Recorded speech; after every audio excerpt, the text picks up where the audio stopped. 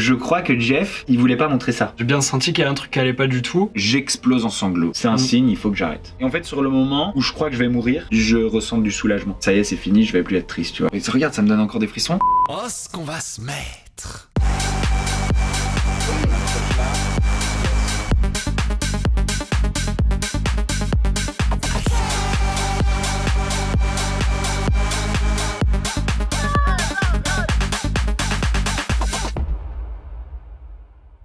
Salut les amis, je vous retrouve comme chaque semaine pour une nouvelle vidéo sur ma chaîne YouTube et je suis aujourd'hui avec mon alternant, mon stagiaire, mon monteur, mon tout, mon roi. Ah ça y est, je suis ému. Vous le connaissez tous sans le connaître, c'est Vincent. Il a aussi une chaîne YouTube. Aujourd'hui, il est là parce que pour une bonne raison. Il s'est passé quelque chose de très important dans ma vie dernièrement et il était là quand ça s'est passé. C'est pourquoi j'ai jugé utile de l'avoir avec moi dans cette vidéo pour vous raconter cette histoire. Je suis vraiment très content. Les amis, vous savez que je travaille maintenant avec Brutix sur une série de reportages, d'expériences intenses, extrêmes, liées d'une certaine manière à la santé. Pour l'instant, j'ai été me baigner dans de l'eau très froide, coaching, méditation, grand froid, et j'ai fait de la survie. Et en fait, sur ces reportages, eh ben, j'ai dit, je venais que si Vincent venait avec moi, que s'il faisait partie de l'équipe de tournage. Comme ça, d'une part, lui, ça lui permettait de valider quelques compétences par rapport à son école, puisqu'il est avec moi en alternance. En plus de ça, de récupérer des crédits dans des documentaires qui sont quand même bien produits. Bah ouais, Brutix, c'est un truc de ouf en vrai. C'est toujours bénef. Et en plus de ça, de se faire un petit peu de maille au passage. Exactement. Donc moi j'ai dit, je viens pas si Vincent, il vient pas avec moi. Et du coup ils ont dit, bah d'accord, on prend Vincent, même s'il nous sert à rien. Non,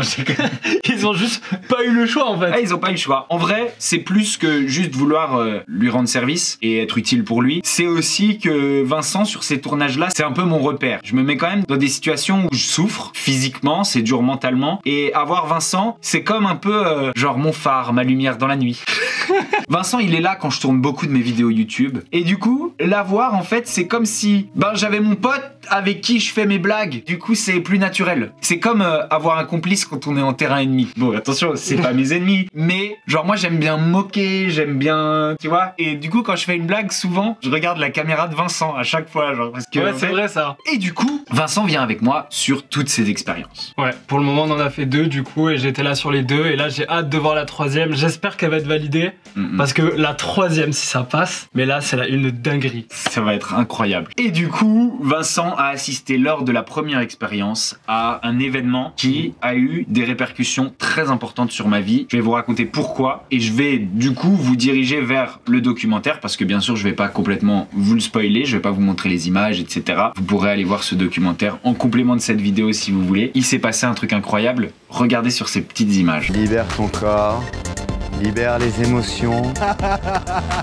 Les amis, Vincent, lors de cette expérience de méditation, genre il s'est passé vraiment un truc très bizarre dans ma tête. Ouais, puis nous on l'a vu aussi. Alors j'ai bien senti qu'il y a un truc qui allait pas du tout. Là vous me voyez, je pleure, je rigole, c'est très bizarre. T'as pas été gêné quand t'as vu ça? En fait c'était pas que c'était gênant, c'est que c'était complètement quelque chose que personne ne comprenait. Ouais. Genre on te voyait avoir 2 états extrêmes, tu vois, qui sont complètement différents. Et en fait personne savait quoi faire. Est-ce qu'on devait arrêter le tournage? Voilà, il y avait Ena de la prod qui disait non, moi je pense qu'il vaut mieux arrêter. Moi j'ai dit écoute, je pense que t'es en train de vivre quelque chose de fort et qu'il vaut mieux aller jusqu'au bout. Donc justement toi dans ta tête, t'étais comment en fait? Au départ je suis un peu frileux, genre j'hésite à le faire, j'ai peur que ce soit dangereux. Et puis finalement je me laisse aller. Et en fait quand je me laisse aller, au bout de la 2e ou 3e série de respiration, je sens un sanglot. Et quand la série s'arrête, j'explose en sanglots. Je pleure. Mais alors vraiment, je ressens une intense tristesse. C'était pas je pleure et je sais pas pourquoi. C'était vraiment toute la tristesse que je ressentais ces derniers temps. Et vraiment j'ai traversé une période hyper dure. Elle est sortie à ce moment-là. Je me suis senti immensément triste et ça avait besoin de sortir et je me mets à pleurer. Là, moi, je me disais c'est fini. En fait, le gars, il rempile. Il me dit on recommence. Et là, mais alors, incroyable. Il y a 3 minutes, je suis en train de chialer ma race.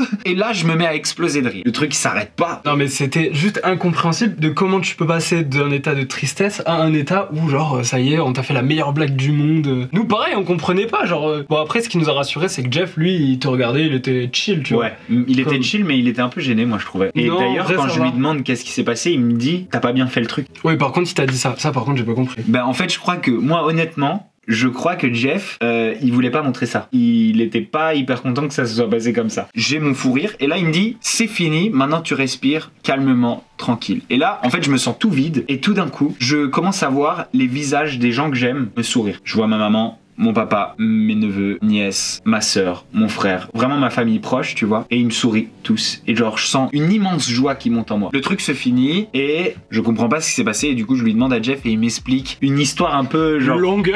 Soi-disant, j'aurais relâché de la DMT dans mon corps, ce qui m'aurait donné une expérience proche de celle qu'on a dans les morts imminentes. Ouais.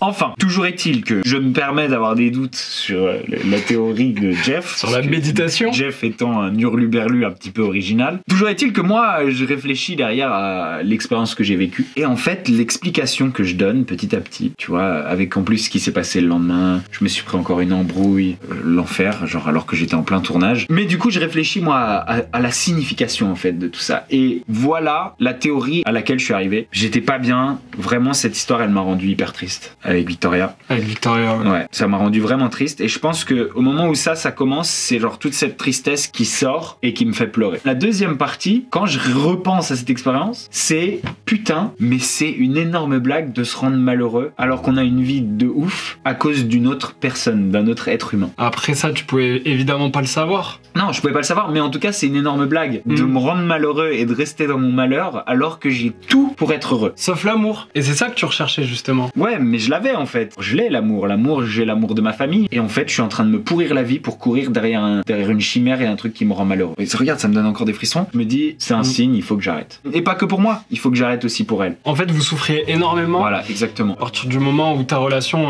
ça devient plus un poids plutôt que quelque chose qui t'apporte du bonheur, tu vois, et qui t'apporte des bonnes vibes, bah ouais, vaut mieux arrêter. Et en fait, ce qui s'est passé, c'est que ça t'a rendu super mal. Heureusement que ça arrivait à la fin, et du coup que ça t'a pas pourri ton expérience. Ça a failli. Les amis, vous pouvez voir, parce que j'ai menti dans le documentaire. Allez voir le documentaire, c'est hilarant. Je suis comme ça dans le canapé, j'ai les yeux éclatés, parce qu'en fait, j'ai pas dormi de la nuit. Je me suis dit, bon, vas-y, je vais faire comme si c'était l'expérience qui était trop dure, je vais dire à la prod que je peux pas faire le deuxième jour. Je leur ai fort menti. Mais en fait, c'était à cause d'encore une énième embrouille qui survenait en plus pile pendant mon tournage, quoi. Du coup, quand on rentre en train, moi, je réfléchis, je repense à ça et je finis par comprendre, ok, maintenant il faut que ça cesse. Je suis trop triste. Ça va pas d'être si triste alors qu'on a une vie de ouf. Et en fait, c'est ça le message que j'ai reçu de cette séance de méditation. Du coup, moi, je rentre à Paris et le lendemain, je me dis, allez, vas-y, je descends dans le sud, je vais chercher mon van et j'en finis avec elle. Du coup, je prends le van, je prends pas le van, je prends le train, je descends. Oui, parce que ton van, il était dans le sud. Ouais. Et en fait, je suis tellement content d'avoir trouvé la solution à tout ça que du coup, genre, j'écoute que des musiques heureuses dans le train. Je suis là, limite, je danse dans le train. Il y a sûrement des gens qui m'ont vu, qui se sont foutus de ma gueule. Et en fait, je suis tellement content que quand j'arrive et qu'elle vient me chercher à la gare, ben,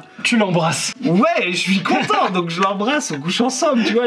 Ah non. Et genre, on kiffe trop. Et on rigole et on écoute de la musique et on danse dans la voiture et tout. Puis elle aussi, elle avait l'air heureuse du coup. Ouais, bah du coup, comme la joie, c'est aussi contagieux, tu vois. Oui, bah, je vois ça. Et du coup, en fait, je me plante complètement parce que ce pourquoi j'étais venu, j'ai fait l'inverse. Et du coup, pendant 3 jours, c'est de nouveau incroyable, c'est de nouveau ouf, on kiffe, c'est trop bien et tout. Sauf qu'au bout du 4e jour, en fait, chasser le naturel, il revient au galop. Au bout du 4e jour, bah voilà, elle m'en veut pour des trucs. En fait, juste, elle se lève et elle me fait la gueule. C'est là que ça me rappelle. Comme si tu te réveilles d'un rêve, en fait. Ouais, t'as repris conscience. Voilà, j'ai repris conscience, mais attends, pourquoi je suis venu, moi, je suis venu pour faire ça. J'ai fait mes bagages pendant qu'elle était au sport et quand elle est rentrée du sport, bah je lui ai dit que voilà, je partais. Et là, comment elle a réagi quand tu lui as dit que tu partais? Bah, c'était très triste pour nous deux et on avait du mal à se lâcher. On est parti et j'avais vraiment besoin de me changer les idées. Je suis parti à Biarritz et retrouver tes copains. Et là, exactement, j'ai retrouvé mes potes et j'ai kiffé. J'ai vraiment kiffé.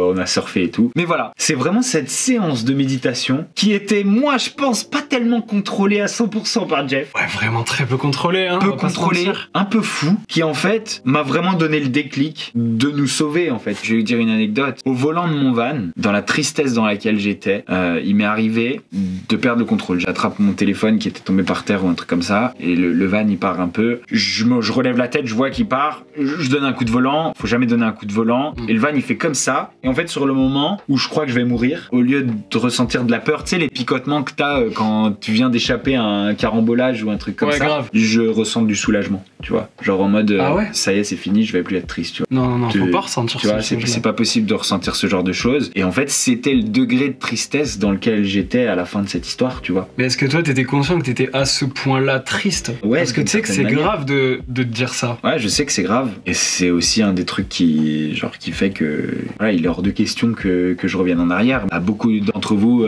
sont là, ouais, Bastos, tu devrais.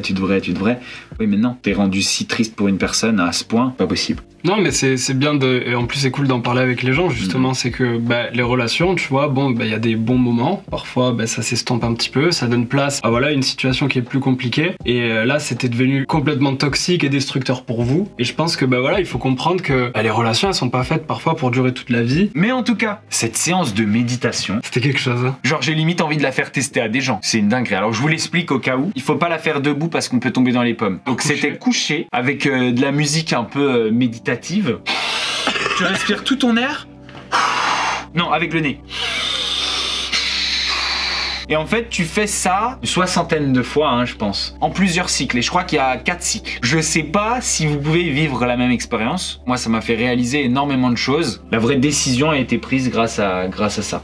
Comme quoi, ça t'a fait du bien cette expérience, hein. On dira ce qu'on voudra de se baigner dans de l'eau froide et d'aller en short dans la montagne. Soit, Jeff est un hurluberlu, mais moi ça a eu un impact vraiment positif sur ma vie. Je reprends goût à la vie. Genre... Ouais, en fait t'as refait une mise à jour. Exactement. T'es un homme neuf. Voilà. Tu t'es purifié. Toi en plus quand t'aimes, tu donnes tout. Ah ouais, de ouf. Et là je pense que tu t'es carrément même donné toi-même. Genre tu t'es oublié en elle. Tu vois. Mais je me serais tué. En tout cas, c'était l'idée c'était pas de ressasser tout ça, de reparler de cette rupture et tout, mais de justement vanter les qualités de cette méditation. Et je vous invite vraiment à aller voir le documentaire, c'est une dinguerie. Ouais. Je vous mets le lien dans la bio là, vous allez voir vraiment ce qui s'est passé, c'est assez dingue. Dites-moi ce que vous pensez de Jeff d'ailleurs.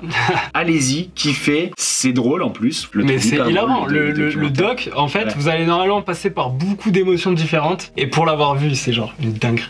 Et j'ai hâte d'en parler avec vous. Vous pouvez le faire d'ailleurs ici en commentaire, et pendant que vous y êtes, vous oubliez pas, vous mettez un petit pouce bleu si vous avez kiffé la vidéo, vous activez la petite cloche pour louper aucune de mes vidéos, et vous souscrivez à la chaîne si c'est pas déjà fait. Quelles sont tes actualités? Écoute, moi mes actualités, je continue d'être avec toi, je continue de vous monter des très bonnes vidéos sur cette chaîne. Pas celle-là, non. Bon, c'est pas moi qui monte celle-là, mais en tout cas je vais en monter des très bonnes. Et puis après, moi écoutez, n'hésitez pas à aller checker ma chaîne YouTube, qui a été à l'arrêt pendant un petit moment, mais qui reprend, et ça fait plaisir. Et après évidemment Instagram où je suis le plus actif, faites-vous plaisir. Français. Est-ce qu'on va se mettre?